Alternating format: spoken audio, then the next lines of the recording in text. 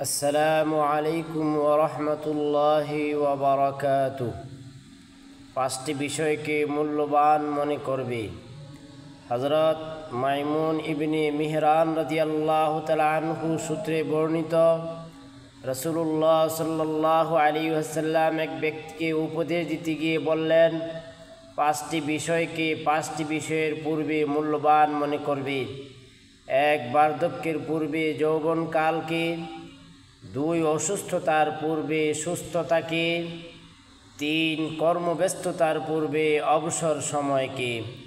চার, দারিদ্র্যের পূর্বে সচ্ছলতাকে। পাঁচ, মৃত্যুর পূর্বে হায়াতকে। মুস্তাদরাকে হাকিম, চতুর্থ খণ্ড, 306 পৃষ্ঠা। আল্লাহ রাব্বুল আলামিন আমাদেরকে এই পাঁচটি বিষয়কে মূল্যায়ন করার তৌফিক দান করুন। আমিন।